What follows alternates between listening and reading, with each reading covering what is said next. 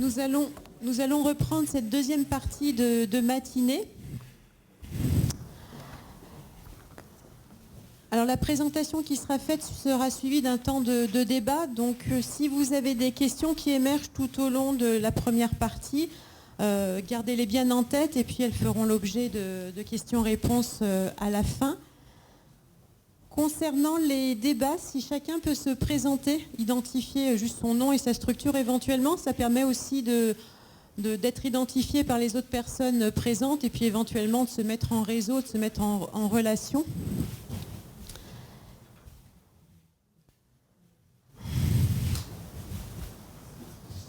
Alors cette deuxième partie, effectivement, on la sentait utile et nécessaire sous le chapeau de cette journée.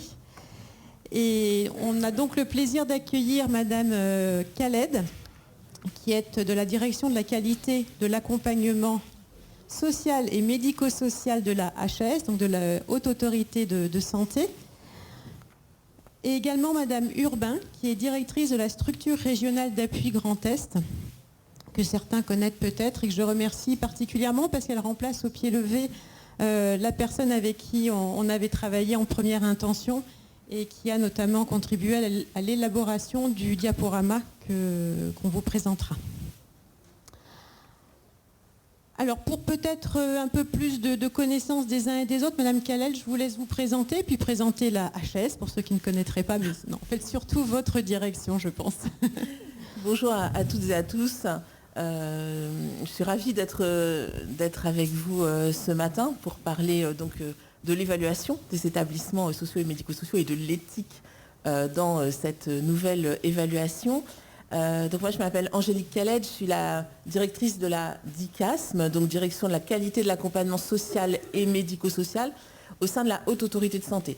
Donc pour présenter en quelques mots la Haute Autorité de Santé, c'est une autorité sanitaire, une agence sanitaire indépendante, donc qui a plusieurs missions, celle d'évaluer un certain nombre de choses, d'évaluer les médicaments, d'évaluer les dispositifs médicaux, de recommander des bonnes pratiques, que ce soit en matière de soins ou de bonnes pratiques professionnelles, sociales, médico-sociales, et puis de mesurer la qualité avec les indicateurs qualité que vous connaissez certainement pour le secteur sanitaire.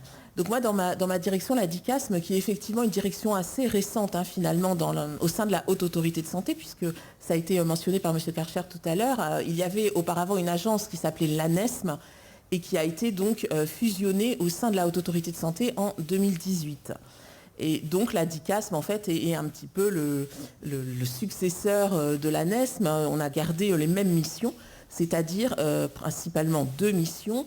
Celle d'élaborer les recommandations de bonnes pratiques professionnelles, donc en mettant en œuvre une méthodologie scientifique, c'est-à-dire qu'on commence toujours par une note de cadrage qui repose sur une analyse de la littérature, même si évidemment la notion de preuve, d'evidence-based n'est pas du tout la même, n'est pas du tout duplicable d'ailleurs entre le sanitaire et le médico-social.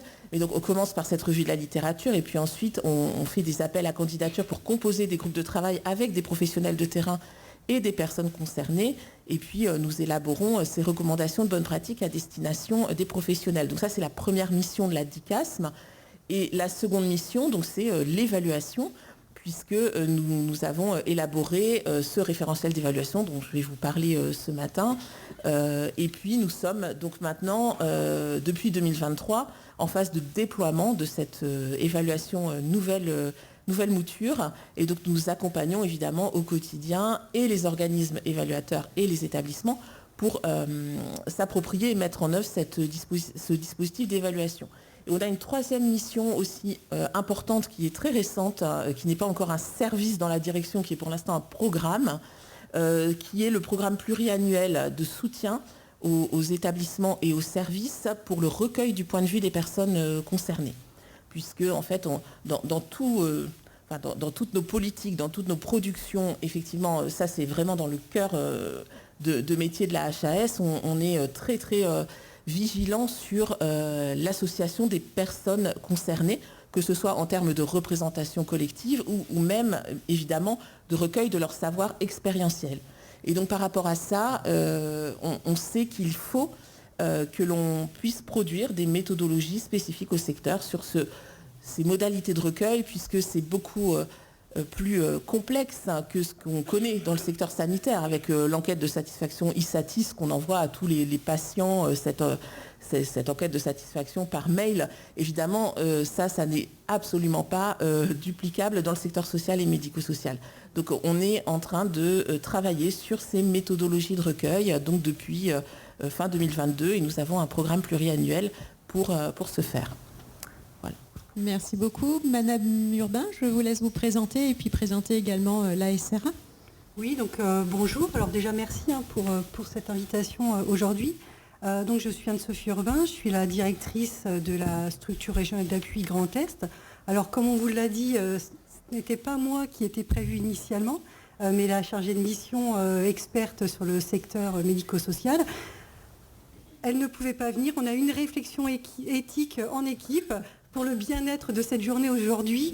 On a fait un comité avec les médecins. Ils m'ont désigné volontaire pour venir aujourd'hui. Donc, je représente la SRA. Tout s'est bien passé dans le comité éthique. Il y avait la directrice, les médecins, les ingénieurs qualité. On s'est tous bien entendus. Ils m'ont dit, c'est vous qui y allez. Hein. Voilà, c'est le directeur qui va. Hop, voilà. Donc, mais je suis ravie d'être ici aujourd'hui. Donc je représente effectivement la structure régionale d'appui à la qualité des soins et sécurité des patients du Grand Est. Donc ça, c'est notre nom entier, dit SRA Grand Est. On existe depuis mai 2019.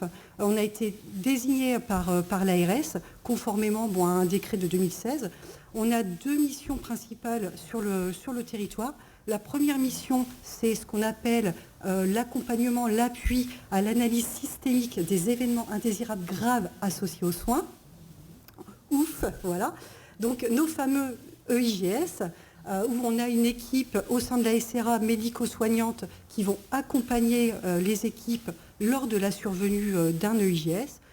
Donc ça, c'est vraiment notre grande mission, celle pour laquelle on a été désigné. Et notre deuxième mission, je fais assez court, c'est la contribution à la politique régionale qualité et sécurité des soins, où on va notamment contribuer au soutien des structures pour les certifications et l'évaluation des établissements médico-sociaux. Voilà, donc ça c'est vraiment nos 2 grandes missions. On a notre siège qui est à Nancy. Voilà, ils sont 6 sur le siège, et ensuite on a 2 antennes, une à Strasbourg, une à Reims, voilà, et au total on est une équipe de 10 composée de médecins, infirmiers, ingénieurs qualité et puis les fonctions support. Voilà. Donc pour dire rapidement ce qu'est la SRA Grand Est, donc n'hésitez pas en tout cas à nous appeler si vous avez un EIGS ou si vous avez besoin dans votre procédure d'évaluation. On est là pour vous aider et vous accompagner. Et on n'est pas le bras armé de la HAS, hein, attention. Hein. On n'est pas. J'ai entendu ça, Monsieur Karcher, ce matin. J'ai entendu. Ni de l'ARS non plus. Je préfère préciser. Tout ce qui est dit. On est autonome. On est une association de loi 1901. Alors on avait le choix avec 1907, mais on a pris 1901, voilà, pour des raisons bien précises. Mais en tout cas, on est autonome, on a une gestion autonome, et tout ce qui est dit à la SRA, à l'équipe de la SRA, reste à la SRA. Voilà. Pour des questions éthiques aussi, bien évidemment. Merci beaucoup pour ces présentations. Et effectivement, quand on a commencé à élaborer cette journée, très vite, on s'est dit il faut que HAS et SRA soient ensemble finalement pour pouvoir apporter le maximum d'informations et les compléter aussi par des retours terrain. Alors Madame Calette, je vais me tourner vers vous et puis je vais vous demander si vous pouvez nous présenter le dispositif d'évaluation des ESSMS dans ses grandes lignes. Alors tout à fait, je vais essayer de faire synthétique parce que j'ai l'habitude de faire des interventions sur la présentation de ce dispositif qui dure 1 heure, donc rassurez-vous, je vais synthétiser et aller à l'essentiel. Juste pour vous dire en quelques mots, je l'ai déjà évoqué tout à l'heure, que cette évaluation, elle a évolué dans le temps. Elle est prévue donc dans le Code de l'action sociale et des familles, mais en fait l'évaluation des établissements et services sociaux et médico-sociaux a été a été rendu obligatoire par la loi du 2 janvier 2002. Donc c'est déjà, ça fait quelques années déjà. Elle vise l'ensemble des établissements et des services qui sont mentionnés à l'article L312-1 du Code de l'action sociale et des familles. Donc concrètement, en France aujourd'hui, c'est 41 000 services et établissements qui sont concernés sur tous les champs, hein, le champ du secteur handicap, le champ du secteur personnes âgées, la protection de l'enfance et toutes les difficultés sociales, inclusion sociale, accueil, hébergement, insertion, et puis le champ de l'asile et de l'intégration. Donc tout ça, ça fait presque 41 000 structures aujourd'hui. Ce qui est nouveau, c'est que depuis la loi OTSS de 2019, qui a donc rénové le régime de l'évaluation, il n'y a plus aujourd'hui qu'une seule évaluation prévue par la loi, l'évaluation externe, qui est donc réalisée tous les 5 ans par un tiers extérieur indépendant de l'établissement. Mais contrairement, je reviens là-dessus, à la certification, il y a des différences. J'entends souvent parler de certification pour le secteur social et médico-social. Ça n'est pas du tout la même chose. La certification, c'est vraiment pour les hôpitaux. Cette certification, elle est réalisée par des experts visiteurs de la HAS. Donc la HAS pilote la totalité du dispositif. Et surtout, la certification, elle se termine par une décision. L'établissement est certifié ou n'est pas certifié. On n'est pas tout à fait dans le même régime ici. D'abord, ce sont des organismes privés qui évaluent les structures. Ça n'est pas la HAS directement. Donc ce sont des organismes qui sont en revanche accrédités selon un cahier des charges méthodologique qui a été élaboré par la HAS. Et à l'issue de l'évaluation, il n'y a pas de décision. Il n'y a pas d'injonction, il n'y a pas de décision qui touche directement le régime de l'établissement. C'est vraiment en fait une évaluation des pratiques professionnelles, en regard d'un certain nombre de critères évidemment, qui sert à installer une trajectoire d'amélioration continue de la qualité. Donc sa finalité à cette évaluation, elle est triple. Alors vous voyez, bien sûr, elle sert aux autorités parce que les résultats de l'évaluation servent à réexaminer l'autorisation de fonctionnement, qui est réexaminée tous les 15 ans. Mais cette évaluation, elle va bien au-delà de ça, évidemment. Elle doit également servir aux personnes accompagnées pour connaître le niveau de qualité de la structure, selon un certain nombre de thématiques. Et elle sert aussi surtout aux équipes. On le voit à travers les premiers retours d'expérience de cette évaluation. C'est aussi un outil de management interne, c'est un outil de dynamique qualité. Et donc, ça sert également à se placer, comme je le disais, dans une trajectoire d'amélioration des pratiques. Donc, ces enjeux, on peut évoluer. Voilà, les enjeux, c'est de permettre à la personne d'être actrice de son parcours. Et on retrouve également cela dans les valeurs. C'est le pouvoir d'agir de la personne.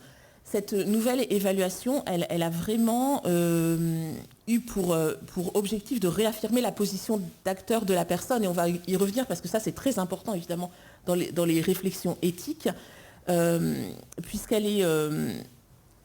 en fait, alors je vais continuer sur les valeurs et je vous parlerai du référentiel après. Deuxième enjeu, renforcer la dynamique qualité dans les établissements et les structures. Donc il s'agit bien de la renforcer, puisque comme je le disais tout à l'heure, elle existe déjà depuis 20 ans. Mais là, on a changé la méthodologie, c'est-à-dire que les évaluateurs constatent ce qui accourt en termes de pratique au moment de la visite d'évaluation. Mais cette visite d'évaluation, elle est qu'un temps, en fait. Il y a une espèce de flèche du temps où, avant la visite, il y a l'auto-évaluation par la structure. Et puis surtout, après la visite, c'est l'équipe de l'établissement elle-même qui met en œuvre son plan d'amélioration de la qualité en fonction de ce qui a été mis à jour dans le rapport d'évaluation. Donc, c'est vraiment une dynamique qualité que l'on souhaite voir appropriée au sein même de l'établissement. On avait souvent dans le secteur médico-social et peut-être même encore plus dans le secteur social, une tendance déjà à se poser les questions de la démarche qualité au moment où l'évaluation est arrivée. Ça, c'est déjà une chose. Et puis de se dire qu'il y avait une dynamique qualité parce qu'on avait au sein du siège social un référent qualité ou une direction qualité. Mais en fait, ce qu'on veut, c'est que la dynamique qualité, elle se répercute vraiment et elle soit endossée par l'équipe elle-même. Et puis, donc dans les valeurs et objectifs, donc le pouvoir d'agir de la personne, puisqu'on a toute visite d'évaluation démarre par le recueil de l'expérience et des attentes de la personne. Ça, c'est vraiment le temps 1 de l'évaluation. Donc, c'est consacré comme la valeur centrale de cette évaluation. Et puis, autre valeur, le respect des droits fondamentaux. Puisque je vais y venir tout de suite avec les outils. On a ce référentiel qui est construit en 3 chapitres. Alors ça, c'est quelque chose que vous retrouvez. C'est peut-être l'une des seules choses, c'est l'architecture du référentiel de certification et du référentiel d'évaluation. Elle est la même, mais après, les principes sont complètement différents, les méthodologies diffèrent également. Le référentiel est construit sur 3 chapitres. Le chapitre 1, donc, c'est les questions qui vont être posées à la personne et, si besoin, à son entourage. On a un chapitre 2, donc les questions qui vont être investiguées auprès des professionnels, et un chapitre 3, les questions qui vont être investiguées auprès de la gouvernance. Dans ce référentiel, on a 157 critères. Et ce qui est très nouveau, c'est que avant la loi de 2019, il n'y avait pas de référentiel national. Donc chacun construisait son référentiel sectoriel, des fédérations construisaient des référentiels, des évaluateurs en proposaient. Il y avait des choses très disparates. Là, aujourd'hui, on a un référentiel unique pour la totalité des structures du secteur, avec ces 157 critères qui sont pour la majeure partie d'entre eux communs à toutes les structures. Il y a juste, à l'intérieur des 157 critères, 28 critères qui sont spécifiques à certains publics. Et puis, autre ligne de partage, on a dans ces 157 critères, 18 critères impératifs. Ces 18 critères impératifs, c'est vraiment la première marche de qualité que la HAS souhaite voir franchir par tous les établissements et les services. Et donc ces 18 critères impératifs, ils doivent être cotés à 4, c'est-à-dire le plus haut niveau d'exigence dans le référentiel. Et si ça n'est pas le cas, il faut que l'établissement fasse un plan d'action prioritaire sur ces 18 critères impératifs qu'il doit rendre à son autorité en même temps que le rapport d'évaluation. Et ces 18 critères impératifs, justement, ils touchent aux droits fondamentaux des personnes. Donc c'est vraiment ça qu'on a mis en exergue, et on trouve donc les droits fondamentaux, la liberté d'expression, la liberté d'aller et venir par exemple, le circuit du médicament pour les structures qui doivent le mettre en place, et la promotion de la bientraitance. Voilà, les 18 critères impératifs tournent autour de ces thématiques-là. Donc, à côté de ce référentiel qui donc décline les 157 critères en 3 chapitres, on a donc un manuel. Le manuel, en fait, il y a une fiche par critère. Donc, dans ce manuel, il y a 157 fiches. La fiche décrit le critère, décrit les éléments de preuve. Donc, c'est justement ces éléments de preuve qui sont regardés par les évaluateurs et qui sont cotés. Et puis, on a des références qui donc apportent les références réglementaires ou les chartes nationales ou les recommandations de bonne pratique de la HAS qui permettent de voir les attendus. Donc, les évaluateurs, évidemment, doivent s'approprier ces références. Ça permet aussi de guider les équipes quand elles font des auto-évaluations. La dernière chose que je voudrais dire pour cette introduction sur le dispositif d'évaluation, c'est que ce qui est nouveau aussi, c'est que la HAS, désormais, reçoit la totalité des rapports d'évaluation. Je pense qu'on est la seule institution en France aujourd'hui à avoir une visibilité du niveau de qualité de l'ensemble des secteurs qui sont, vous savez, au niveau territorial, sous le pilotage de différentes institutions.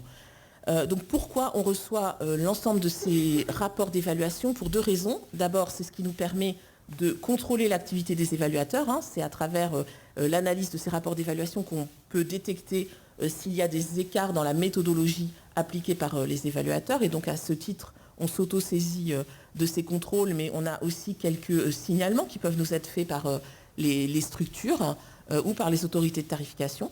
Donc c'est par le biais de ces rapports qu'on peut contrôler, mais au-delà de ça, évidemment, on va sortir en fait des données sur les niveaux de qualité. D'ailleurs, il y a un bilan qui est en train d'être élaboré sur la première année et qui va être publié normalement en avril prochain, donc très bientôt.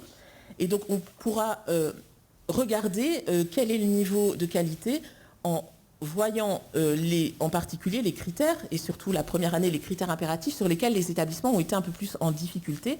Et donc ça pourra évidemment donner lieu à des recommandations de bonnes pratiques, à des outils, à des communautés de pratiques autour de ça. Donc ça nous permettra, nous aussi, de continuer en fait ce pilotage au niveau national des démarches qualité. C'est vous qui allez garder le micro pour nous dire un petit peu comment l'éthique est définie, comment vous définissez l'éthique en établissement, et puis aussi quelle est la place de l'éthique dans le référentiel d'évaluation et de la qualité. Alors pour continuer sur le référentiel d'évaluation, je vais peut-être commencer par là. La place de l'éthique, elle est absolument centrale. Évidemment, on va y revenir avec Madame Urbain beaucoup plus en détail parce qu'il y a des critères qui cherchent à mesurer spécifiquement la mise en place de la réflexion éthique dans les établissements. Mais en fait, la valeur éthique, j'ai envie de dire, elle infuse l'ensemble du référentiel. Puisque il y a une thématique, en fait il y a 9 thématiques dans ce référentiel qui sont évaluées aussi en tant que telles. Donc, je vous passe les détails, mais en fait il y a à partir des cotations des éléments de preuve, il y a des moyennes de moyennes. Donc tout ça, ça donne une cotation, une note au chapitre, et ça donne une note aux thématiques. Et parmi les 9 thématiques, il y a une thématique qui s'appelle bientraitance et éthique. Donc on fait un lien quand même dans le référentiel entre la bientraitance et l'éthique. On y reviendra certainement dans la discussion. Et puis, la réflexion éthique des professionnels, en fait, elle est vraiment posée comme une valeur transversale, un peu supralégème, j'ai envie de dire, de cette démarche d'évaluation et de la qualité des pratiques professionnelles.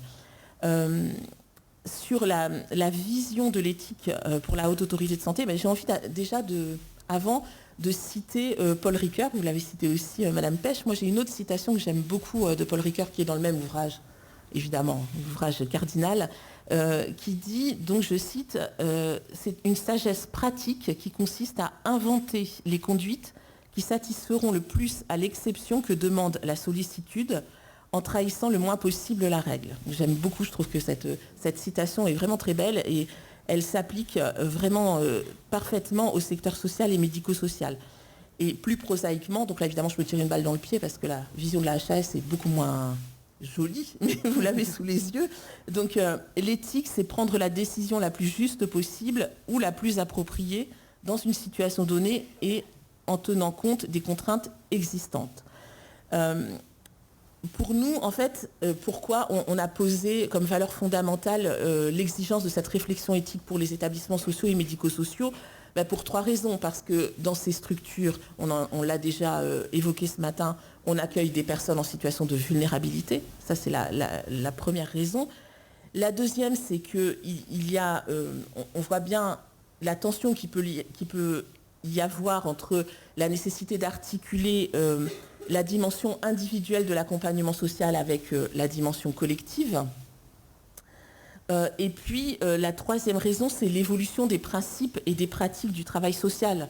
On voit bien que dans ces structures, il y a une complexification des situations des personnes qui sont accueillies. Il y a tout l'enjeu, du coup, qui est lié de mettre en place des partenariats, de réfléchir avec des partenaires externes sur des situations qui demandent, dans le secteur médico-social, évidemment, une pluralité d'interventions. Et donc tout ça, ça pose la question du partage d'informations.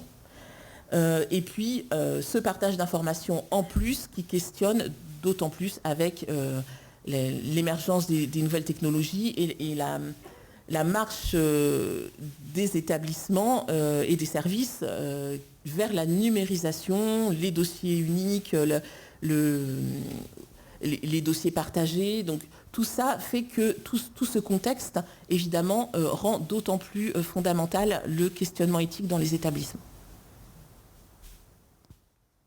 Merci beaucoup pour cette première présentation.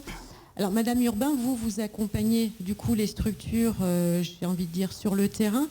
Est-ce que vous pouvez aussi nous partager finalement la vision de l'éthique qui est la vôtre, ou en tout cas qui a été appropriée par vos équipes? Alors, juste, Madame Pêche, si vous me permettez, parce que je vois beaucoup de petites photos qui sont prises là au fur et à mesure. Vous pouvez continuer, hein, bien évidemment, mais sachez que le support vous sera mis à disposition à la suite de cette journée. Donc voilà, pour rassurer, c'est vrai qu'après, il y a beaucoup de slides qui vont être assez lourdes, où on va un petit peu décortiquer les attendus de la HAS. Donc tout ça, ça vous sera mis à disposition ensuite. Voilà, donc ne vous inquiétez pas outre mesure. Merci.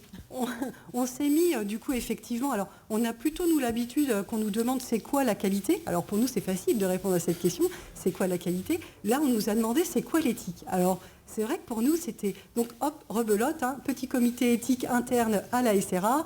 On s'est posé la question, alors là, toujours pareil, il y avait le directeur, il y avait les médecins, il y avait les ingénieurs qualité, bon, ça a eu l'air de bien se passer. Donc on a réfléchi ensemble sur mais c'est quoi finalement, c'est vrai pour nous l'éthique, avec notre expérience terrain, avec ce qu'on peut voir maintenant avec vous en vous accompagnant, et puis toutes les questions aussi que l'on peut se poser, parce qu'effectivement, comme vous le savez très bien, notamment dans le manuel d'évaluation, alors même si on va essayer de ne pas être que des bons élèves, mais de vouloir prendre au mieux nos personnes accompagnées, il y a quand même des questions qui se posent. Liberté, contention, est-ce qu'on force à manger, est-ce qu'on force à se doucher, est-ce que, toutes ces questions que vous connaissez très très bien. Donc on s'est dit, mais pour nous, c'est quoi l'éthique? Alors on se rapproche un petit peu d'une définition qui a été donnée. Alors j'ai entendu tout à l'heure l'EREJ d'Île-de-France, donc justement c'est le directeur adjoint de cette EREJ qui nous explique que l'éthique, elle peut se définir comme une réflexion sur le sens et la valeur de nos actions. Parce qu'effectivement, c'est bien là-dessus qu'on va s'interroger,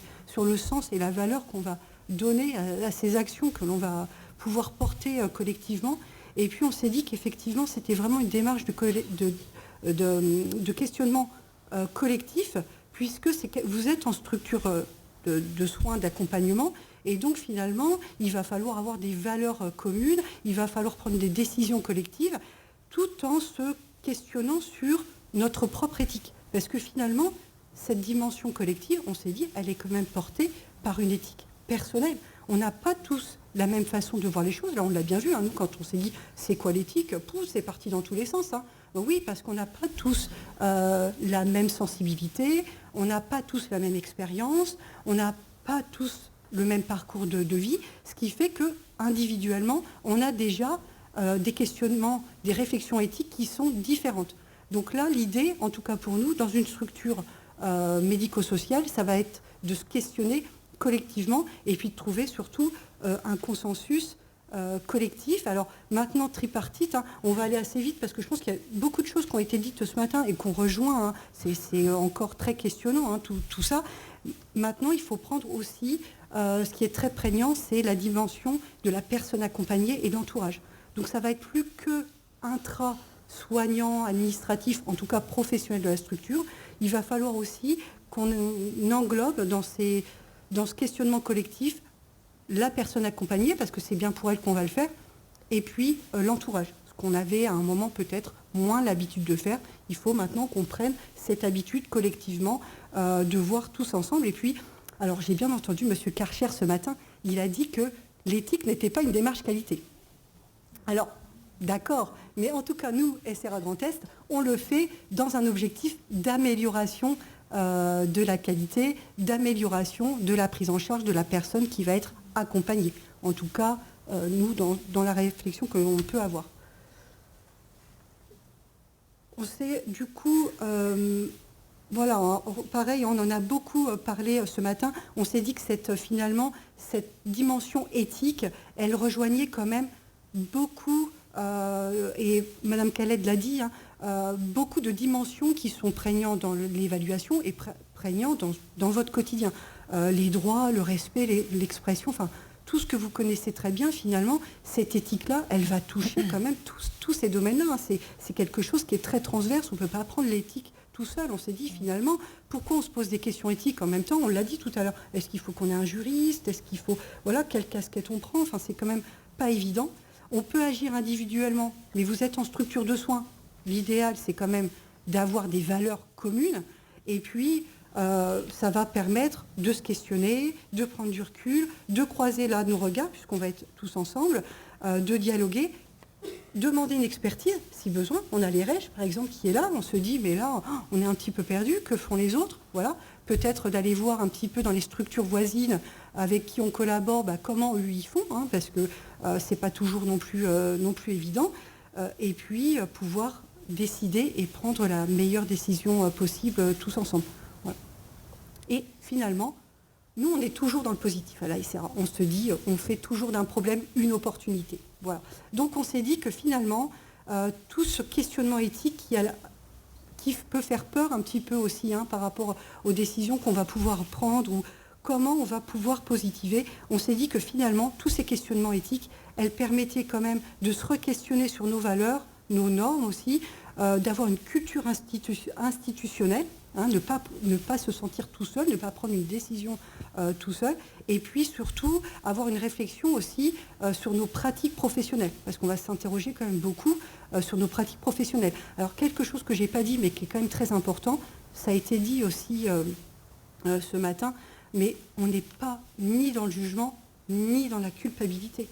Pas dans la culpabilité, parce que souvent, quand on a une décision éthique à prendre, en tout cas, nous, à la SRA, c'est ce qu'on s'est dit, c'est souvent qu'on a un problème, en fait. Donc, on a un problème, et là, on va porter une réflexion éthique. Donc, l'idée, c'est de ne pas culpabiliser l'équipe qui a ce problème. C'est pas la peine de s'en mettre une couche. Mais en tout cas, on s'est dit que c'était quand même un bel outil, ce questionnement, cette réflexion éthique, pour... Alors là, il y a les qualiticiens qui se mettent en route. Là, vous savez, nous, on a la route d'Heming, Plan Do Check Act, on met des actions, on réévalue, voilà. Donc on s'est dit que quand même, cette réflexion éthique, elle nous permettait d'analyser une situation précise, elle nous permettait de prendre des décisions, parce qu'à un moment, il va quand même falloir prendre des décisions. On ne peut pas rester là comme ça à savoir qu'est-ce qu'on fait de notre personne accompagnée avec cette problématique. Et puis d'analyser ensuite s'il y a eu des effets positifs, est-ce que c'était une bonne décision, est-ce que ça ne l'était pas, parce qu'il faut accepter aussi qu'on peut se tromper, on n'a peut-être pas collectivement pris la bonne décision, mais en tout cas, ça va nous amener à réfléchir tous ensemble. Et puis ça, du coup, on l'a vu aussi. Alors là, je vous laisserai prendre la décision de qui doit composer le comité éthique, mais en tout cas, ça permet, ça renforce, on le voit, la relation de confiance entre les professionnels, parce que là, on va s'interroger ensemble, on va prendre une décision ensemble, et puis l'union fait la force, la décision qu'on prend, elle va être suivie collectivement. Donc là, c'est un pour tous, tous pour un, je vais dire ça comme ça. Est-ce qu'on met la contention ou pas? Est-ce qu'on le force à manger ou pas? Là, on va prendre la décision ensemble. Et puis, ça va aussi renforcer, si on le fait en tout cas avec la personne accompagnée, ce qui n'est pas toujours possible, on est bien d'accord, là aussi, il faut Alzheimer, etc., démence, ce n'est pas toujours possible de prendre. Mais en tout cas, ça peut amener à établir une relation de confiance avec la personne accompagnée qui va se sentir inclus et qui va être acteur de sa propre prise en soin et l'entourage. Voilà. En tout cas, c'est ce qu'on a pu constater. Alors, on a mis un petit poisson parce qu'on s'est dit, c'est quand même pas évident parce que ce questionnement éthique, il nous sort un peu des sentiers battus, on sort un peu de notre confort et puis on doit réfléchir tous ensemble. C'est pas simple. Donc, finalement, nous, on s'est dit, comment on résume l'éthique? C'est comment agir au mieux à cet instant pour cette personne accompagnée-là. Voilà. En tout cas, comment on l'a résumé au sein de la structure. Merci. Alors là, c'était un premier temps de la table ronde. On va continuer en entrant dans les critères du référentiel. Là, on va présenter, Madame Urbain va présenter de manière, on va dire, générale les 5 critères du référentiel qui portent sur l'éthique. Et dans un deuxième temps, on va entrer dans chacun des critères. On entrera d'abord par un regard, je vais dire, de définition, et ensuite en apportant des expériences et des lectures plus de terrain. Mais pour l'instant, donc, Madame Urbain va présenter les 5 critères du référentiel. Bon, vous êtes prêts? Attention, hein. Là c'est très administratif. Hein. Je m'excuse déjà pour le corps médical, mais voilà. Là on rentre dans le concret, dans le vif du sujet. Mais que veut la HAS? Réponse? Ah ben on va l'avoir. Donc déjà, pour vous présenter un petit peu le manuel, Madame Khaled l'a dit tout à l'heure, il y a 157 critères, bon voilà, des objectifs, 300 éléments d'évaluation. Nous, on connaît ça par cœur, hein, je vous assure, c'est foufou. Donc, on va prendre tous ces éléments-là et on va se dire, alors, n'oublions pas quand même, hein, le vœu pieux, c'est l'amélioration de la qualité des accompagnements. Hein, on a vu quand même. On peut dire ce qu'on veut, mais en tout cas, c'est une manière d'évaluer comme une autre. Pour l'instant, on n'en a pas d'autre. Donc, on va se dire que celle-ci, c'est la nôtre. Et on a vu quand même les effets bénéfiques de la certification. Hein, donc là, on transpose un petit peu. Et puis, vous voyez bien un petit peu par les temps qui courent, de pouvoir dire qu'on travaille dans une structure où on fait bien, où on prend bien en charge nos personnes accompagnées. C'est quand même que du positif.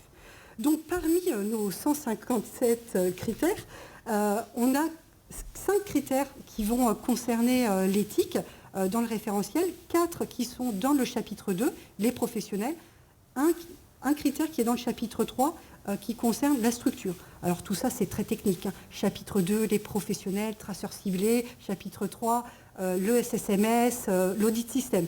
Hein. Voilà, là c'est pour la technique pure. Donc dans le chapitre 2, les professionnels, on a une thématique entière qui concerne bientraitance et éthique, et un objectif qui va être découpé en sous-objectifs avec les professionnels contribuent au questionnement éthique. Donc on est bien dans tout ce qu'on a discuté ce matin.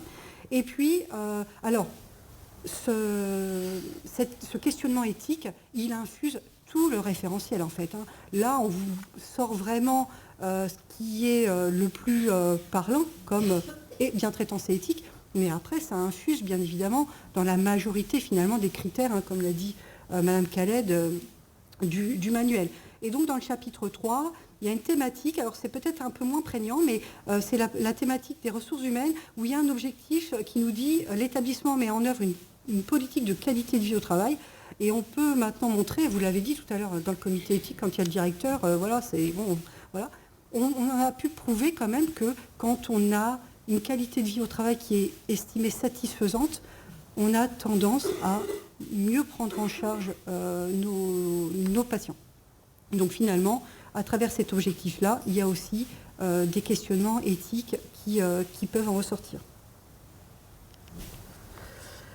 Alors, ces 5 critères, voilà, donc qui sont découpés là.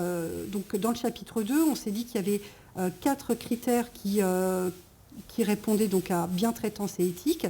Donc vous avez un premier critère qui s'intitule « Les professionnels identifient en équipe les questionnements éthiques propres à la personne accompagnée ». Les professionnels associent la personne et son entourage aux questionnements éthiques liés à son accompagnement. Et les professionnels sont régulièrement sensibilisés et ou formés aux questionnements éthiques.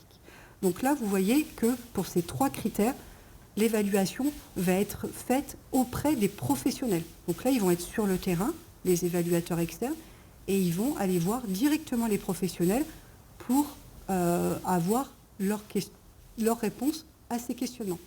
Et ensuite, alors, un critère qui est toujours dans le chapitre 2, mais qui concerne la gouvernance. Donc la gouvernance, hein, c'est la direction, les cadres. Le SSMS organise le questionnement éthique en associant l'ensemble des acteurs. On y est un petit peu hein, là dans ce qu'on a échangé ce matin, et participe à des instances de réflexion éthique sur le territoire.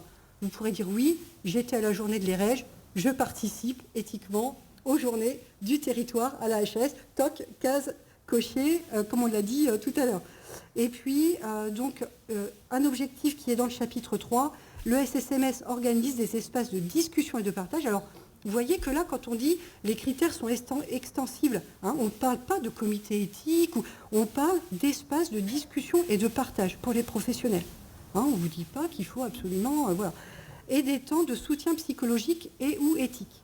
Parce que vous savez très bien que quand on est souvent impacté finalement, quand il se passe quelque chose dans l'établissement, qu'on doit prendre une décision, l'équipe, elle est déjà impactée, elle peut avoir besoin d'un soutien psychologique. Donc ces deux critères-là vont plutôt être évalués auprès de la gouvernance, même si les évaluateurs, vous savez très bien, ils posent aussi des questions sur le terrain et puis ils recoupent les réponses, puisque l'idée c'est de voir ce qui va être la politique qui va être énoncée par la direction, elle doit être appliquée sur le terrain, et ce qui est appliqué sur le terrain doit être connu par la direction. Donc forcément, on va recouper tous ces éléments-là.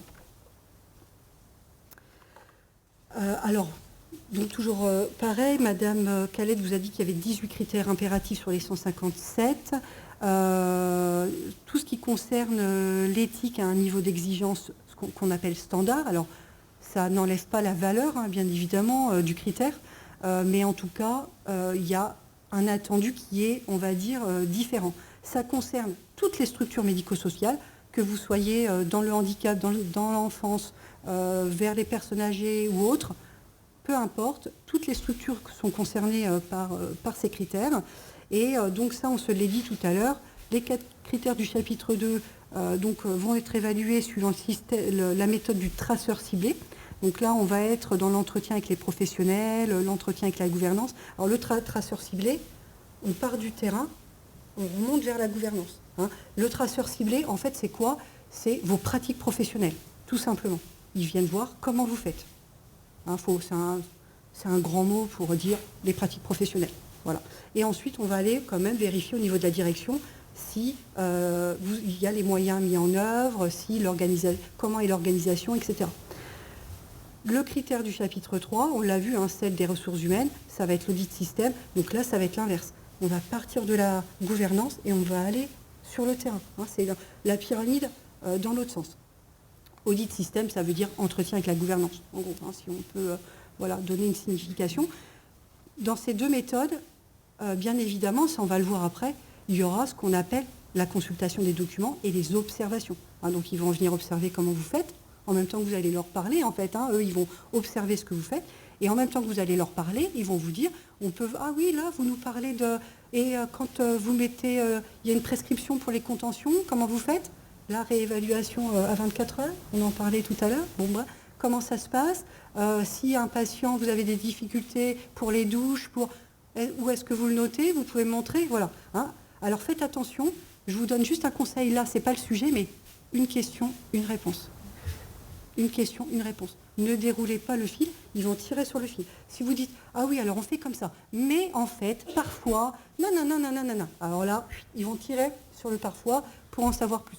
Une question, une réponse. Mais voilà un petit peu, bon ça, c'est pas le sujet d'aujourd'hui, mais c'est juste un petit conseil. Donc, en tout cas, ils vont regarder, ils vont consulter des documents, donc il faut être prêt à tout ça.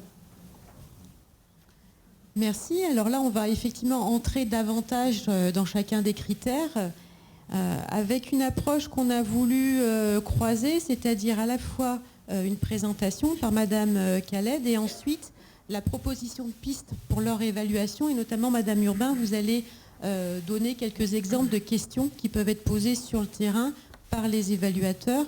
L'idée étant là, effectivement, de pouvoir... à la fois enrichir peut-être des connaissances, mais aussi d'avoir des pistes d'action, des réflexes, des petites lanternes comme ça qui peuvent aussi vous aider, vous accompagner dans cette démarche de réflexion éthique lorsque l'évaluation est pas loin. Voilà. Donc je vais vous laisser en fait vous passer la parole l'une et l'autre au fil des diapositives. Et on commence, donc on va voir les 5 critères, donc on va essayer de faire en sorte que ce ne soit pas trop assommant pour qu'on puisse se conserver un beau temps d'échange juste après. Alors, on commence par donc, le premier critère, le critère 2.1.1, qui est donc les professionnels identifient en équipe les questionnements éthiques propres à la personne accompagnée. Donc vous verrez que dans ces critères, en fait, les critères suivent un cheminement assez... cohérent sur ce qu'est une démarche éthique. C'est-à-dire, on identifie la question, on la traite et on la capitalise. J'en profite pour vous rappeler que l'ANESM, en 2010, a publié une recommandation de bonne pratique, on l'a mis dans les ressources, qui explique très très bien ces différentes démarches et elle est toujours d'actualité. Vous la trouvez sur le site internet et on vous a mis le lien dans le diaporama. Donc, première étape, les professionnels identifient les questionnements. Et ce qui est important dans ce critère-là, évidemment, c'est le terme en équipe. Donc, les attendus par rapport à ce premier critère-là, c'est qu'il y ait l'existence de lieux d'échange institutionnels, donc réunions d'équipe, groupes de pratique, etc., où les professionnels se sentent suffisamment en confiance pour soulever les situations qui peuvent leur poser question. Et puis qu'il y ait des modalités ou des supports qui sont prévus au sein de la structure pour formaliser le questionnement qui va être transmis après à l'instance éthique, le cas échéant. Donc je passe la parole à Madame Urbain pour les exemples de questions. Donc, évaluative. Effectivement, on va essayer de ne pas être soporifique, hein, c'est ce qu'a dit Madame Pêche. Mais en tout cas, on vous met là un exemple de questions qui vont pouvoir être posées par les évaluateurs externes. Alors attention, ce n'est pas opposable et ce n'est pas exhaustif. Hein. C'est juste pour vous donner une idée de ce qui va pouvoir être attendu, posé. Alors là, en se disant que ce sont des questionnements qui vont être posés aux équipes. Hein, là, on est dans un critère qui concerne les professionnels. On est dans le traceur ciblé, donc ils vont être sur le terrain. Les questions là qu'on vous a mis, c'est pour les équipes. Alors ça veut dire quoi? Malgré tout, ce que ça sous-entend, c'est que vous savez qu'il y a quand même, comme dans le sanitaire, pour la certification, il y a ce qu'on appelle, nous, un langage HASien. Et ce n'est pas forcément évident pour les équipes de comprendre les questions qu'on leur pose.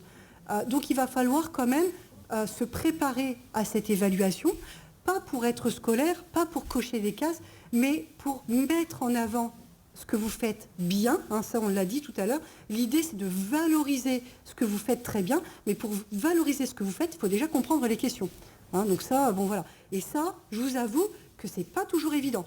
Même nous, hein, quand on s'est fait les 300 critères, les 300 éléments d'évaluation, parfois on se dit, mais quel est l'attendu? Voilà. Donc, tout ça pour vous dire que, attention, il va falloir quand même qu'il y ait un minimum de préparation pour la sémantique, pour les équipes, parce que ce n'est pas toujours simple. Même si il faut se rassurer, les évaluateurs, ils ont l'habitude, ils vont reformuler les questions, ils vont reposer les questions pour avoir, bien évidemment, leur réponse. Donc, voilà, des exemples de questions. Pour ce critère. Donc, avez-vous déjà vécu un accompagnement complexe? Avez-vous déjà été confronté à un problème éthique? Alors là, il faut que le professionnel se dise, j'ai un problème éthique, c'est quoi? Enfin, de quoi on parle? Donc, si oui, qu'avez-vous fait? En avez-vous parlé et à qui? L'avez-vous fait remonter et comment? Et avez-vous un support? TOC, c'est là qui va vous dire, vous avez un support, je voudrais bien pouvoir le voir, s'il vous plaît. Donc, là, ça suppose qu'il y ait quand même une organisation, ça suppose que le professionnel, il connaisse quand même un petit peu l'organisation sur le terrain. Donc, auprès de qui relayez-vous ce questionnement? Est-ce que vous avez un référent éthique dans l'établissement? Est-ce que vous avez une instance particulière, un espace d'échange? Comment? Est-ce que vous avez pu en échanger? Et qu'est-ce qui a déclenché le questionnement éthique? Pourquoi il s'est posé la question? Voilà. Qu'est-ce qui a déclenché ce questionnement? Est-ce que ça peut être générateur de problématiques éthiques? Bon, là, ils n'iront peut-être pas jusque-là, mais en tout cas, des temps sont-ils organisés, dédiés pour partager en équipe sur cette situation? Ces temps sont-ils identifiés? Si oui, qui y participe? Ça rejoint tout ce qu'on s'est dit ce matin. Vous voyez que là, techniquement, de toute façon, vous êtes prêts. Toutes les questions que vous avez eues ce matin, c'est les questions qu'ils vont vous poser. Hein. Donc, voilà. En gros, et les éléments preuves, est-ce que il y a des supports particuliers? Est-ce que vous êtes au courant? S'il y a un référent, si par exemple la direction elle a dit il y a un référent éthique, il faut que forcément, quand ils vont être sur le terrain, les professionnels disent oui, il y a un référent éthique, c'est monsieur 1, et voilà, qu'ils soient au courant, voire par voie d'affichage, enfin voilà. Des éléments de traçabilité, si vous leur dites, alors c'est pour ça que je vous dis attention, hein, une question, une réponse, hein, et puis si vous dites qu'il y a une instance éthique, ils vont vous dire est-ce que je peux voir les comptes rendus? Voilà, hein, donc il faut faire attention. S'il n'y a pas d'instance éthique, vous ne dites pas qu'il y a une instance éthique. Voilà, hein, il n'y en a pas, il n'y en a pas. On peut avoir un espace éthique, on peut avoir un temps éthique sans forcément le formaliser. Il suffit juste de le dire. Après, vous savez très bien ce que dit la HAS, tout ce qui n'est pas écrit n'est pas fait. C'est vrai. Donc, c'est ce qui...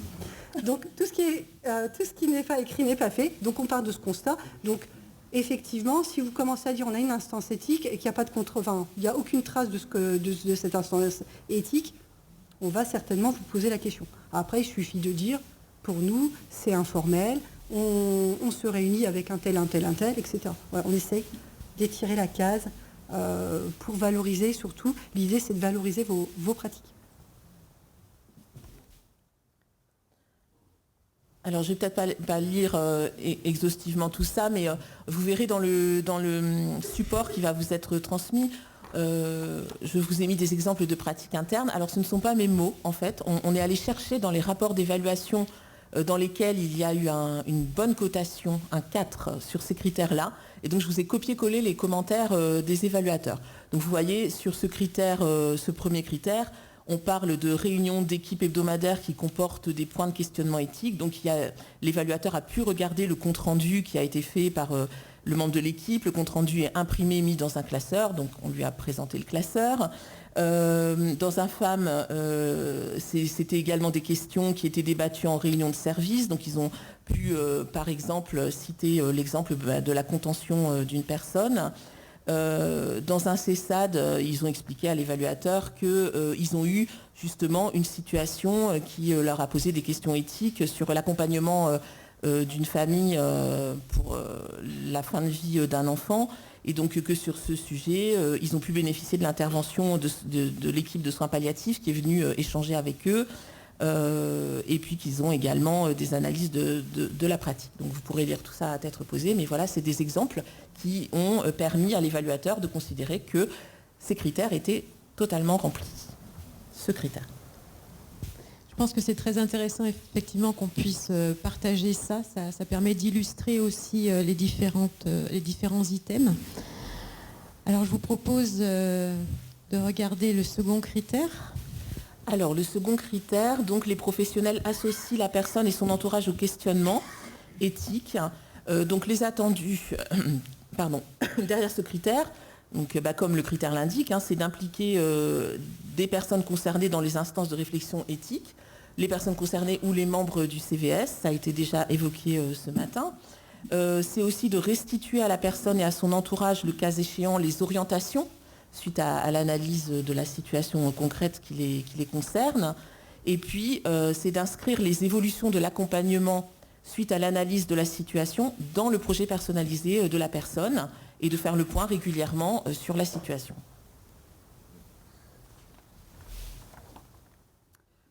Donc là, vous l'avez compris, les évaluateurs vont chercher à savoir comment les professionnels associent la personne ou son entourage lors de questionnements éthiques.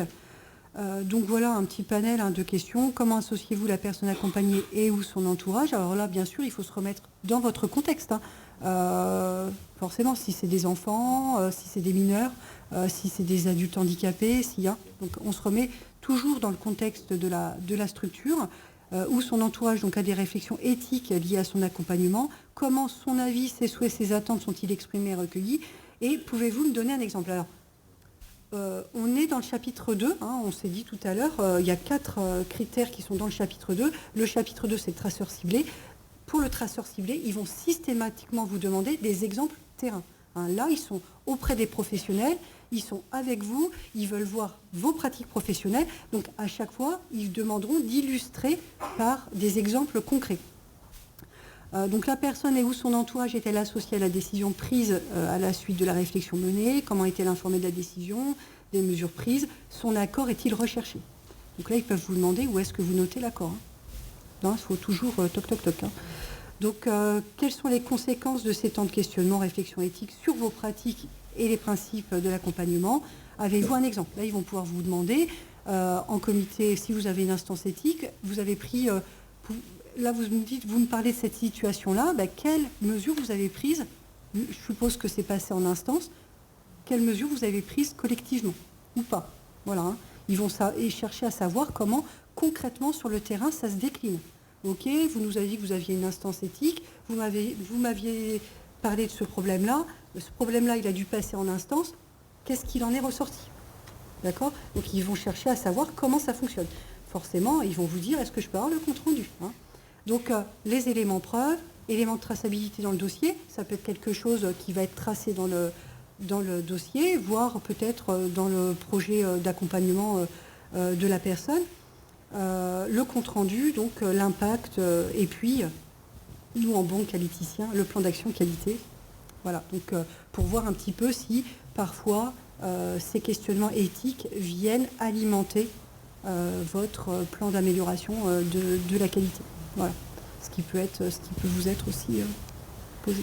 Alors moi, j'avais pas vu que le temps s'était écoulé aussi rapidement. On avait promis un petit temps de débat, on n'est pas allé jusqu'au bout des critères. 28. Alors, est-ce que du coup, on peut passer, de toute façon, vous les aurez. Voilà, donc, c'était... Vous avez vu, là vous avez compris le cheminement de la présentation, hein, ça reste très simple. Vous avez la première diapo, les attendus de la HAS, et ensuite on vous met les questions qui peuvent être posées et les éléments preuves qui vont pouvoir être consultés. On a fait ça pour les 5 critères. On vous laissera le diaporama. Vous aurez tout loisir de peut-être... Voilà, donc si on peut effectivement débattre, et puis donc on peut repousser un petit peu le déjeuner, on aura de toute manière quand même 1 heure pour manger. Et puis voilà, pour vraiment saisir l'opportunité d'avoir Madame Khaled et Madame Urbain, peut-être pour poser des questions et être dans l'échange. J'avais vu déjà une main levée.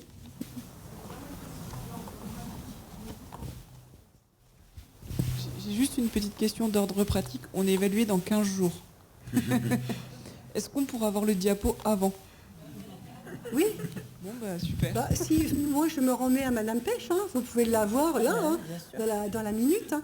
Je peux vous donner, je peux même vous donner, mais j'ai imprimé le diaporama, je peux vous le donner si vous voulez. Voilà. Il n'y a pas de souci. Donc vous pouvez l'avoir instantanément. Voilà. Je vous laisserai mon... Vous êtes quel type de structure? EHPAD. Mais ça va aller.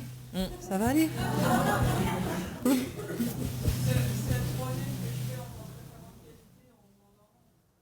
Ben oui, mais alors là c'est parfait. En plus il y a une référente qualité, mais alors là c'est le top. En tout cas, ce que je peux vous dire au regard des premiers retours de l'année 2023, c'est que en règle très générale, ça se passe vraiment bien. Parce qu'encore une fois, c'est pas un jugement, c'est pas comment vous faites pas ça, mon Dieu, c'est pas bien. Non, c'est pas du tout l'esprit de l'évaluation, c'est de faire parler sur ces pratiques. Et d'ailleurs, j'insiste sur l'importance, quand on a le temps de le faire, de faire une auto-évaluation avant. Parce que ce qu'on nous a dit, c'est que ça permet vraiment aux équipes de se rendre compte qu'ils font déjà plein de choses qui répondent aux critères, mais ils n'en ont pas forcément conscience. Et le fait de faire l'auto-évaluation, ça permet vraiment d'identifier beaucoup de pratiques qui sont déjà en place. Et les cotations qui ont été données cette année sont plutôt hautes. Et je pense que ça va être un bel exercice de... Justement, j'espère que ça va rebooster le secteur qui est quand même, il faut le dire, dans une situation très complexe en ce moment. Mais ça montre qu'il y a quand même du bon travail qui est fait à titre général dans ce secteur médico-social. Voilà, toutes les cotations moyennes sont entre 3 et 4, pour vous dire, quand on regarde la totalité des évaluations. Critères impératifs 4 sur 4. Alors là, il y a des ça, petites... c'est pour mettre un peu la pression. Oui, donc Thierry Michel, membre du comité d'orientation de l'EREJ. Merci mesdames pour ces éléments vraiment très précis. Et aucun doute que ce système qualité est très très bien pensé, très bien réfléchi. Moi j'ai plusieurs remarques et questions. Donc vous faites référence effectivement un peu à l'état des lieux, où finalement les évaluations sont bonnes. Mais on est régulièrement confronté à des événements indésirables, des situations vraiment très difficiles qui sont mises en avant. Bon, je fais référence au scandale Orpea, qui date il y a 2 ans, avec les problèmes dans les maisons de retraite, dans les EHPAD.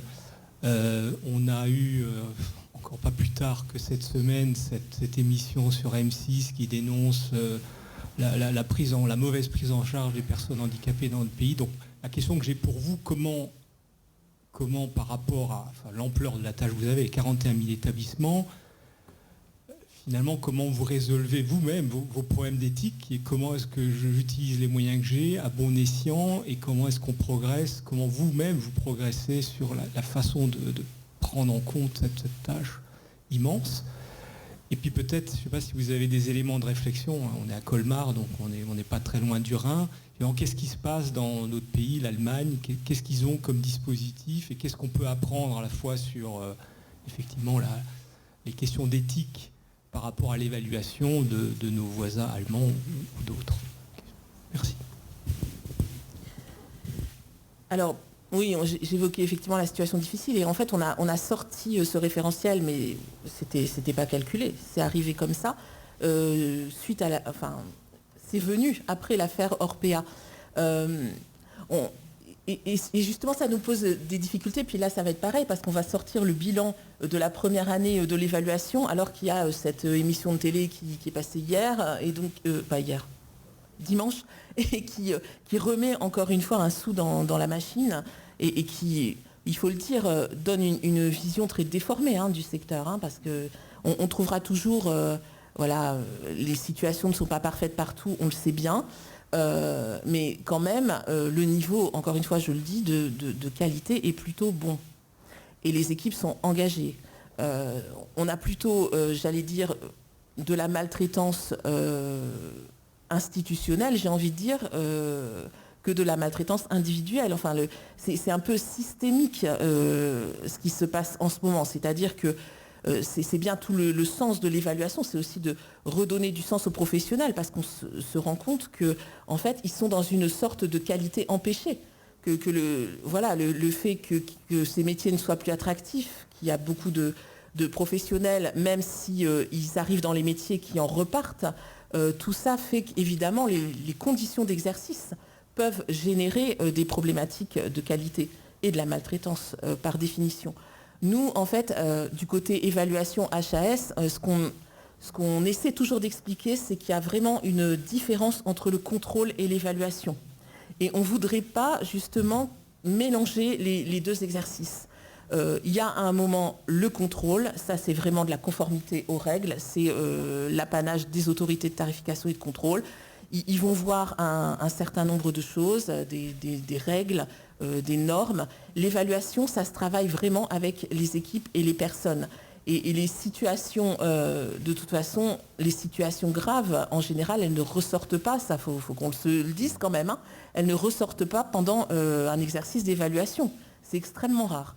Alors on en a eu une justement il n'y a pas longtemps et c'est complètement en lien avec l'éthique, parce qu'on s'est rendu compte que, alors je vous la raconte en 2 mots parce que c'est intéressant, c'était la semaine dernière. Pour la première fois, il y a un évaluateur qui nous a contactés pour nous informer qu'il allait faire un article 40 pendant l'évaluation. C'est c'est-à-dire un signalement au procureur pour maltraitance, pardon. Et c'est la première fois que ça arrivait et c'était dans un service à domicile. Et en fait, c'est 2 auxiliaires de vie qui sont venus le trouver en pleurs en parlant de la même situation. D'une dame isolée, pas de famille, à domicile, problématique Alzheimer. Et en fait, toute la nourriture était mise sous clé dans l'appartement. Et évidemment, ça posait d'énormes problèmes à l'auxiliaire de vie. Alors déjà, c'est un problème en soi, mais la grosse difficulté, c'est qu'elle était allée en parler à la directrice et que la directrice lui a répondu ça, c'est pas ton problème. Tu fais ce que tu as à faire et le reste, ça ne te regarde pas. Donc l'évaluateur est retourné voir la directrice pour questionner ça et la réponse de la directrice ne l'a pas satisfait du tout et il y a eu un déclenchement d'un signalement. Donc, mais c'est extrêmement rare. L'évaluation, en fait, ça ne permettra pas de faire ressortir ces situations graves. Alors, par rapport à cette démarche qualité, oui, 41 000 établissements, voilà, c'est considérable, mais c'est justement aussi remettre tout un secteur, enfin redonner du sens, en fait. Notre enjeu, il est là. C'est là la différence entre inspection, où voilà, là c'est le couperet qui tombe, et évaluation, où on veut vraiment remettre les équipes, leur redonner un peu d'optimisme sur le sens et le fait que quand on travaille avec les personnes accompagnées et qu'on croise les regards, on arrive à cheminer ensemble. Moi, je compléterais juste en disant, bon, alors, attention, nous, on est en Grand Est, donc du coup, il y a les 41 000 et puis il y a le Grand Est. Déjà, on réduit la voilure. Et je pense que par rapport, justement, au questionnement un peu de ce qu'on appelle les EHPAD bashing ou autre, ça va permettre cette évaluation, en tout cas là c'est personnel, hein, mais en tout cas ça va donner une photographie factuelle de la situation. C'est pas quelqu'un qui se balade avec une caméra et qui va aller chercher quel patient, quel résident n'a pas eu son changement de couche, ou oh là là, sur les chariots il n'y a pas beaucoup de couches, ou oh là là, on s'est trompé de plateau, mon Dieu, regardez, ils sont tous nuls. Nous d'ailleurs à la SRA, on a quelqu'un de chez Orpea, alors vous voyez, on ne fait pas de discrimination. Mais en tout cas, ça va nous permettre ces évaluations. Alors nous, on est à peu près à 1800 sur le Grand Est d'établissements. Ça va nous permettre d'avoir une idée factuelle du niveau de qualité. Ça ne sera plus un tel qui se balade avec une caméra, c'est nous, voilà, les établissements, ils sont évalués d'après le manuel d'évaluation de la HAS, voilà ce qu'il en ressort. Et c'est tout, c'est plus discutable en fait, enfin, pour moi. Hein. Après, côté allemand, Ordnung und Disziplin, hein, après ça c'est... je ne pourrais pas répondre à cette question, on s'occupe déjà d'ici. Le système est différent, avec voilà, des indicateurs qui sont différents, comme au Luxembourg, comme en Belgique. Pour l'instant, il n'y a pas vraiment d'études comparatives, mais donc je ne pourrais pas tout simplement pas répondre à la question. Et c'est assez rare en fait en Europe, pour avoir participé à un groupe de travail européen justement l'année dernière, on était cité en exemple en fait, hein, parce que c'est très rare de distinguer à ce point-là justement l'inspection contrôle et l'évaluation. Ouais. Et oui, il ne faut pas croire, c'est eux qui viennent vers nous pour nous demander comment ça se passe en France. En fait. Moi, je voulais vous demander, merci mesdames, je suis là. Merci de vos interventions. Et moi, il y a une chose qui m'a toujours étonné, c'est que les recommandations, elles sont nationales, hein, Madame Khaled. On ne tient pas compte des particularismes locaux. Pourquoi à Wissembourg, on doit faire comme à Tarbes ? Est-ce qu'il n'y a pas des choses à... Vous avez dit le Luxembourg, la Belgique ne feront pas pareil. Pourquoi, au fond, tout le monde ne fait pas pareil en Europe ? Pourquoi vous n'introduisez pas des datas qui tiennent compte de la culture locale ? Pourquoi vous ne faites pas ça ? C'est justement parce qu'on tient compte de la culture locale qu'on ne fait pas la même chose en Europe. En Europe, mais en France. Pourquoi en France, vous pensez qu'à Tarbes, on fait comme à Wissembourg ? Vous pensez que les populations sont les mêmes ? Pourquoi on n'introduit pas quelque chose qui serait une souplesse ? Je termine, une souplesse, vous voyez ? Alors, je me permets quand même, mais alors moi je poserais la question dans l'autre sens. Pourquoi on ne ferait pas pareil ? Pourquoi on ne ferait pas pareil parce que là, vous êtes centralisatrice, vous êtes parisienne, vous voulez que tout le monde... Non, mais... Alors là, pas vous, mais votre... Moi, je suis des Hauts-de-France. Non, mais mesdames, attendez, laissez-moi parler. Laissez-moi parler. Vous voyez comme vous êtes, vous ne laissez pas parler les gens. Non, j'exagère. Non, mais vous représentez, surtout à la chaise, vous représentez quelque chose de centralisé. C'est haut, c'est une autorité et c'est en santé. Qu'est-ce qu'on dise là-dedans ? C'est vrai que notre nom ne nous aide pas. Ah, le nom, il est épouvantable. Donc, vous êtes comme ça. Moi, j'ai toujours regretté qu'on ne puisse pas avoir localement quelque chose qui soit une spécificité locale, parce que, je le redis, on n'est pas les mêmes à Strasbourg et à Toulouse. Est-ce que vous en tenez compte ? C'est juste une question. Oui, bien sûr. Alors déjà, de notre surplomb de haute autorité, je vais vous rassurer, on ne travaille pas en cercle fermé. Je sais, j'entends ces critiques régulières sur la technocratie de la HAS. Moi-même, je suis inspectrice de l'action sanitaire et sociale et j'ai fait jusqu'à maintenant toute ma carrière en service déconcentré, donc dans différents départements. Et l'équipe qui m'entoure, c'est pareil. Ils ont été directeurs d'établissement, ils ont été formateurs. Donc on est des professionnels de terrain et surtout, on élabore nos recommandations de bonnes pratiques avec des professionnels de terrain. Nos groupes de travail, ils sont représentatifs de tous les départements et de tous les corps de métier. C'est bien la spécificité du médico-social et du social, c'est la pluriprofessionnalité dans nos groupes de travail. Si vous voulez, quand on fait une recommandation de bonne pratique, c'est ce qui ressort de l'analyse de la littérature et des pratiques professionnelles de terrain, et c'est un horizon de qualité. Maintenant, notre référentiel, on l'a dit déjà plusieurs fois, c'est bien pour ça qu'on n'a pas des grilles où il faut cocher oui, non. On a des critères qui donnent une trajectoire. Après, les éléments de preuve qui sont apportés, ils sont complètement différents d'une structure à l'autre parce qu'on laisse toute la place justement à la pratique de l'établissement en fonction de son environnement. C'est bien comme ça que ça a été construit. Donc on a des situations très différentes d'une évaluation à l'autre. D'ailleurs, on voit bien dans les commentaires que les éléments de preuve ne sont pas tous les mêmes. Voilà, c'est la créativité a tout lieu de s'exprimer, et c'est pour ça d'ailleurs que dans le système de cotation, on a rajouté une étoile. L'étoile, c'est justement pour faire émerger les initiatives remarquables dans les départements, dans les structures. Donc vraiment, on n'est pas du tout dans quelque chose de normalisé, en tout cas en social et médico-social. D'accord, merci. Bonjour. J'ai une question. Vous avez, donc, dans le cadre de l'évaluation externe, vous avez couplé l'éthique et la bientraitance. Est-ce que vous pouvez expliquer pourquoi vous avez, enfin, les raisons pour lesquelles vous avez pris la décision de ce couplage entre l'éthique et la bientraitance? Ce matin, on disait, enfin, les intervenants disaient que c'était bien de différencier parce que c'était pas les mêmes démarches, même si effectivement l'objectif est d'apporter du bon dans. Oui, c'est bon. Pour le patient, pour l'usager. Merci. Alors,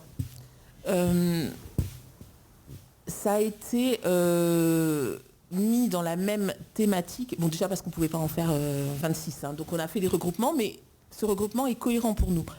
Parce que la bientraitance, c'est justement...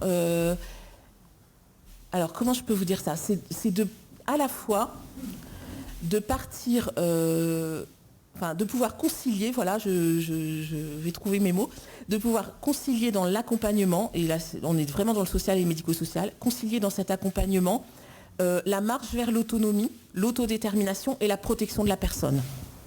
Ça, c'est vraiment pour nous ce qui permet un accompagnement bien traitant.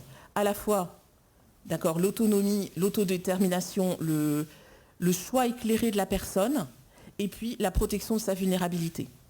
Et donc c'est aussi ce qu'on retrouve très souvent en fait dans les tensions éthiques. Voilà le lien qu'on fait entre ces deux notions, pour parler un peu macro. Je reprends la parole. Bon, juste sur, effectivement, on est en France, donc nous sommes dans un état centralisateur. D'ailleurs, je crois que nos amis allemands étaient assez jaloux de nous quand, à l'époque de la pandémie Covid, quand il y avait quelque chose qui venait de Paris, c'était appliqué partout alors qu'ils se battaient avec les Länder pour, notamment dans les mesures de protection sociale. Bon, on peut en débattre. Moi, j'ai peut-être une question pour vous par rapport objectivement à l'importance finalement d'être sur le terrain. Et comme vous l'avez dit, madame, une évaluation, c'est un processus d'amélioration continue, ce n'est pas un contrôle, ce n'est pas un audit, et donc vous aurez du mal à capter les problèmes graves. Quid du rôle des comités d'usagers dans les établissements qui eux, sont présents tout le temps, représentent les usagers avec les membres de l'organisation, justement, pour travailler en continu, jour après jour, sur le terrain, pour résoudre les problèmes qui peuvent se poser et d'alerter le... Comment est-ce que vous prenez ça en compte dans la procédure d'évaluation? Justement, on a réservé un rôle très important. Donc nous, dans le social et médico-social, donc c'est les conseils de la vie sociale, les CVS. Les CVS sont systématiquement rencontrés par les évaluateurs, et il y a même dans le manuel, c'est la seule grille d'évaluation qui est très bien décrite. En fait, il y a 21 questions évaluatives. On est allé très loin pour les CVS parce qu'on voulait vraiment pouvoir mesurer le fonctionnement du CVS et à quel point ils étaient associés au quotidien par l'établissement aux questions, y compris aux questions éthiques. D'ailleurs, vous savez que maintenant, depuis le décret de 2022, le rôle des CVS ont été renforcés. Donc ils doivent être consultés sur un certain nombre de choses fondamentales, sur les plaintes et réclamations, sur la maltraitance, sur les questionnements éthiques. Donc il y a 21 questions évaluatives qui sont dans le manuel. Et donc on va d'ailleurs, on a commencé à présenter notre bilan de l'évaluation à nos instances HAS, puisqu'il faut qu'il soit validé avant de pouvoir être publié.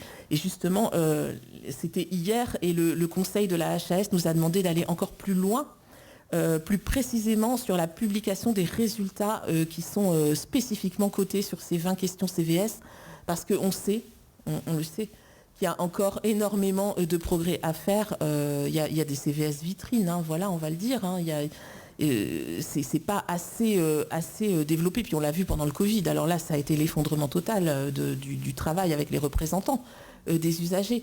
Donc on sait qu'on a un gros enjeu, mais c'est vraiment quelque chose d'important dans le référentiel.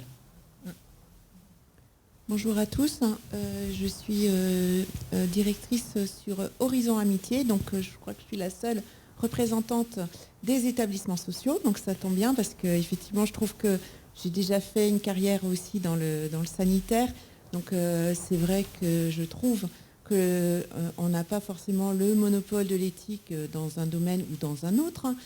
Donc c'est un petit peu du méta ce que je suis en train de dire parce que je me sentais un petit peu exclue de certains débats ce matin. Et je trouve très bien du coup que vous venez de parler des CVS et de la participation des personnes qu'on accompagne. Parce qu'effectivement, je pense qu'on a le même constat par contre, c'est-à-dire que c'est un grand questionnement, c'est-à-dire qu'il y a des structures sur lesquelles ça fonctionne très bien et quand elles sont associées, les personnes qu'on accompagne, donc les personnes, c'est les patients pour vous, pour certains c'est des patients, pour certains c'est les personnes âgées, pour d'autres, on peut les identifier comme on veut. Mais c'est vrai que la participation est souvent en panne.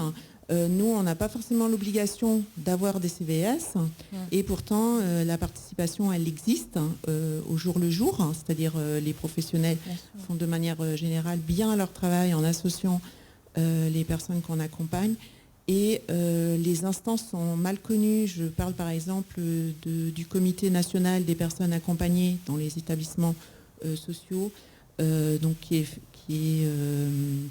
appuyé par la Fondation de l'Armée du Salut, mais qui est très très mal connu dans les établissements sociaux. D'ailleurs, je crois que c'est très très peu relayé.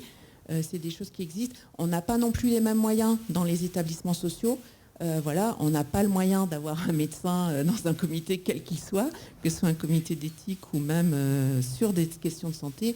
La plupart de nos usagers n'ont pas de médecin traitant parce qu'ils trouvent que soit parce qu'ils ont eu des ruptures dans leur parcours de vie, beaucoup d'errances de rue, des problèmes de toxicomanie, etc.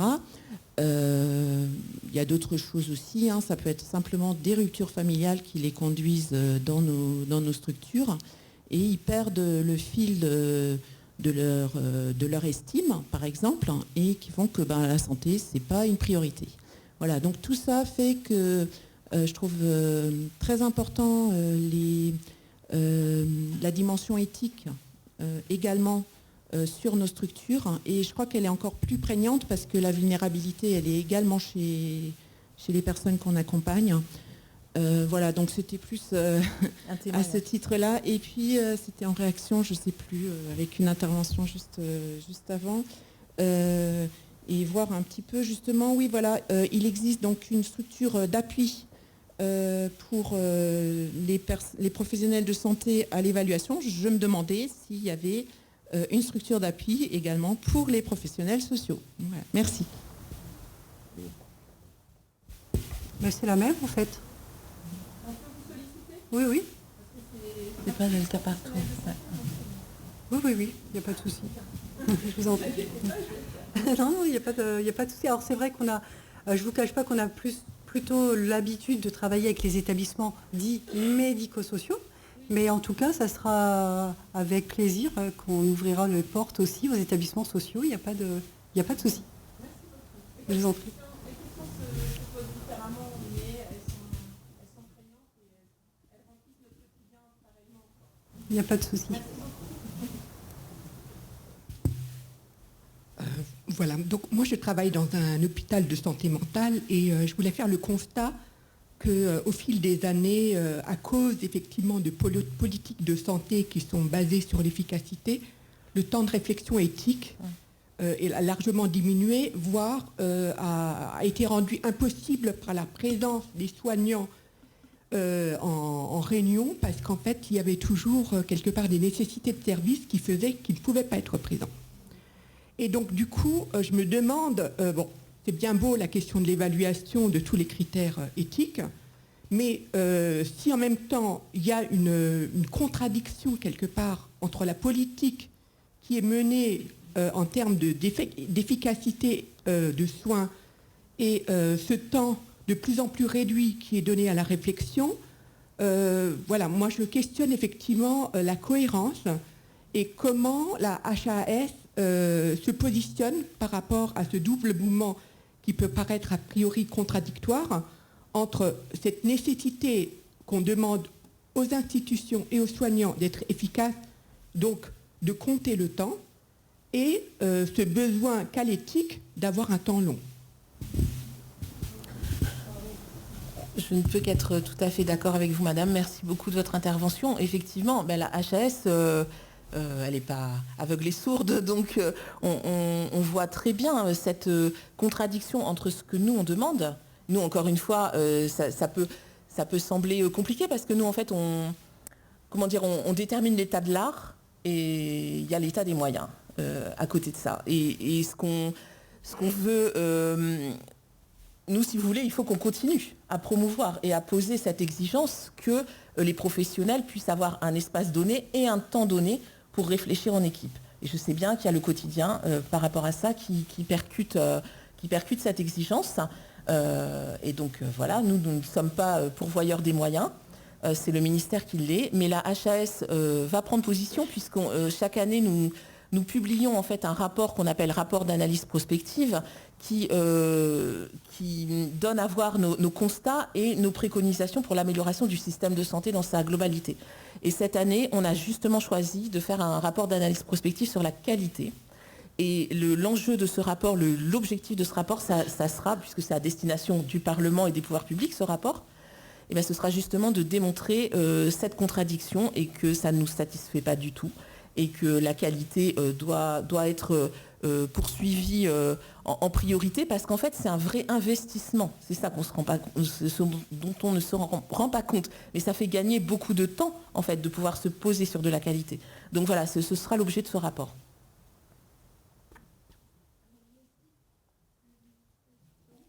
J'ai aussi une question, voilà. J'ai aussi une question prospective. Il y a de plus en plus de familles qui cherchent des alternatives aux structures médico-sociales. Dans les structures médico-sociales, il y a aussi une tendance qui serait de sortir un certain nombre de personnes pour les mettre dans ce qu'on appelle l'habitat inclusif. Dans ces habitats inclusifs, il y a des accompagnements par des structures, par des prestataires d'auxiliaires de vie. Et je voudrais savoir si vous êtes déjà en train de réfléchir aussi aux possibilités de réflexion éthique dans ces structures d'auxiliaires de vie, parce que des maltraitances, on en constate dans les habitats inclusifs, mais ce n'est pas une structure médico-sociale.